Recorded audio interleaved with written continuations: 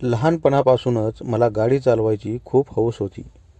शिक्षणात मी थोडा कच्चा असल्यामुळे शेवटी मी 12वी नंतर माझ्या मित्राची फोर व्हीलर शिकलो होतो. 12वीला मी काठावर पास झालो होतो आणि 2 वर्षे गावामध्ये तसाच फिरत होतो. आई बाबा म्हणायचे, मोहन, तू चांगलं शिक्षण घेऊ शकला नाहीस, यामुळे तुला दुसरा उद्योग करावाच लागेल. शेतातील कामाचा मला खूप कंटाळा होता. यामुळे मी बाबांना म्हणालो होतो, बाबा, माझ्यासाठी एखादी हप्त्यावर का होईना 4 चाकी घेऊन द्या. असं म्हणताच बाबांनी माझं थोबाड रंगवलं. ते मला म्हणाले, मोहन, तुझी अशी बोलण्याची हिंमतच कशी झाली रे? अरे, आपली परिस्थिती काय आणि तू लाखो रुपयाची गाडी घ्या म्हणतोस. बाबा माझ्यावर एवढं रागावल्यामुळे मी पुढे काहीच बोललो नाही. पण मनामध्ये विचार केला, बाबा काही गाडी घेऊन देणार नाहीत, म्हणून आपण दुसऱ्याच्या गाडीवर ड्रायव्हर म्हणून काम करावं. म्हणून गावातील एका मित्राच्या गाडीवर मी ड्रायव्हर म्हणून काम करत होतो. पण त्या गावामध्ये पाहिजे तसं भाडं मिळत नसे. यामुळे मालकसुद्धा मला खूप कमी पैसे द्यायचे. ते पैसे मी प्रामाणिकपणे बाबांना द्यायचो. पण एवढे कमी पैसे पाहून बाबा मला म्हणायचे, मोहन, यापेक्षा तू शेतात कामाला गेला असतास तर जास्त कमवशील रे.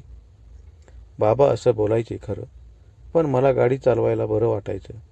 2 पैसे जास्त कमवण्यासाठी एखाद्या शहरात जाऊन श्रीमंत माणसाकडे आपण गाडी चालवण्याचं काम करू, असा विचार माझ्या डोक्यात आल्यामुळे दुसऱ्या दिवशी मी गाव सोडून एका शहरामध्ये आलो होतो. त्या शहरात मी नवीनच होतो. यामुळे काही दिवस मी खूप हालाकीचे काढले होते.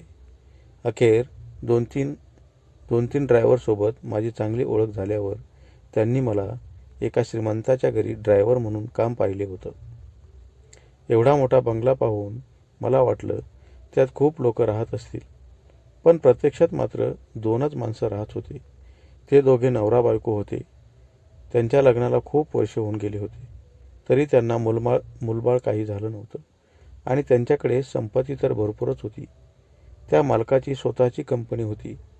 त्यांच्या गाडीवरचा ड्रायव्हर माझा मित्र होता. त्यानेच मला मालकिनीच्या गाडीवर ड्रायव्हर म्हणून काम पाहिलं होतं. त्यांच्याकडे 2 गाड्या होत्या, एक मालकासाठी तर दुसरी मालकिनीसाठी. मालकिनीचं वय माझ्यापेक्षा बरंच होतं. माझ्यासारख्या तरुण मुलाला पाहिल्यावर तिला खूप आनंद झाला होता. तिला बाहेर फिरण्यासाठी खूप आवडायचे. आठवड्यातून 2-3 दिवस खूप चांगल्या पर्यटन स्थळावरून मी तिला फिरवून आणायचो. पण काही दिवसांनी ती माझ्याकडे गाडी शिकवण्याचा हट्ट करू लागली होती. मला वाटलं, गाडी शिकवताना काही घडलं तर मालक आपल्यावरच रागावतील आणि आपल्याला कामावरून काढून टाकतील. अशी माझ्या मनात भीती आल्यामुळे मी तिला गाडी चालवण्याचं टाळू लागलो होतो. पण मालकिनीने खूपच आग्रह केल्यामुळे मी तिच्या हातामध्ये गाडी देऊ लागलो होतो. गाडी शिकवताना मी तिच्या खूप जवळ बसायचो. माझ्या मनात तसं काहीही नव्हतं, पण तिला वाटायचं एवढा तरुण मुलगा आपल्यासोबत राहतोय. तिच्या मनातील असा विचार माझ्या लक्षात आला होता. म्हणून मी थोडं सावध राहायला लागलो होतो. तिच्याकडे संपत्ती भरपूर होती, पण नवऱ्याचं सुख तिला पाहिजे तसं मिळतच नव्हतं आणि मालकालाही तिच्याकडे लक्ष द्यायला फार वेळ नसायचा. यामुळे मालकिनीचं माझ्या बाबतीत वागणं हळूहळू बदलू लागलं होतं. जाणून बुजून ती मला अशी काही कामं सांगायची की मला तिच्या खूप जवळ जावं लागायचं. शेवटी मी वयात आलेला मुलगा होतो. एवढे दिवस स्वतःला कंट्रोल करू शकत नव्हतो. शेवटी आकर्षण भावना असतेच, तसं माझ्याकडूनही सतत घडू लागलं होतं. मालक घरी नसले की मालकीन मला कधी बंगल्यात बोलावून घ्यायची, तर कधी प्रवासात एखाद्या हॉटेलमध्ये मुक्कामाच्या वेळी संधी देत असे. मला वाटायचं, या वयात मालकीन खूपच थकत असेल, पण माझ्यापेक्षा तिचा उत्साह खूप सरस होता. त्यावेळी मालकीन मला म्हणायची, या वयातील झटका म्हणजे स्वर्गसुखच. सारं सुख आपल्या जवळच असतं, फक्त ते शोधता आलं पाहिजे. माझ्या बाबतीत तू खूप लकी ठरलास रे, कारण माझा पहिला ड्रायव्हर माझ्याकडे अजिबातच लक्ष देत नव्हता. शिवाय तो भोळा आणि लाजाळूही होता. त्याच्या अशा कामामुळे मी त्याला काढून टाकले. आमच्यात बरंच काही घडत होतं आणि ते माझ्या मित्रालाही माहीत झालं होतं. मला भीती होती, आपल्या मालकाला या बाबतीत काही समजलं तर आपलं फार अवघड होईल. यामुळे मित्राने मला बराच वेळा समजावून सांगितलं होतं, पण मालकीण काही मला सोडायला तयारच नव्हती. म्हणून एक दिवस मी मित्राला म्हणालो, अमोल, तू मालकिणीच्या गाडीवर काम कर आणि मी मालकाच्या गाडीवर काम करतो.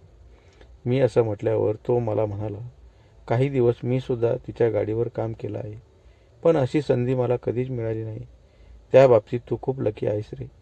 पण आता त्यांचं प्रमाण कमी कर, नाहीतर मालक तुला कामावरून काढून टाकतील.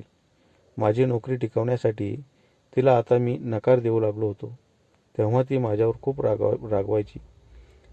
ती मला म्हणायची, माझ्या नवऱ्याचं तू अजिबात टेन्शन घेऊ नकोस. तो जर कामाचा असता तर मी एका तरुण मुलाबरोबर असं काही केलंच नसतं. शेवटी तिची मजबुरी आहे हे माझ्या लक्षात आल्यावर मला टाळता येणं शक्यच नव्हतं. तिच्या मर्जीप्रमाणे मी वागत असल्यामुळे 4 वर्ष तिच्याकडे काम केलं. शेवटी लग्नाचं वय होऊन गेल्यामुळे घरच्यांनी मला गावाकडे बोलावलं आणि लगेच मुलगी पाहून त्यांनी माझं लग्न एका खेडेगावातील मुलीबरोबर लावून दिलं होतं. लग्नानंतरही मालकिणीचे मला खूप फोन यायचे, पण मी तिच्याकडे दुर्लक्ष करून आता स्वतःची गाडी घेऊन गावाकडेच राहू लागलो होतो.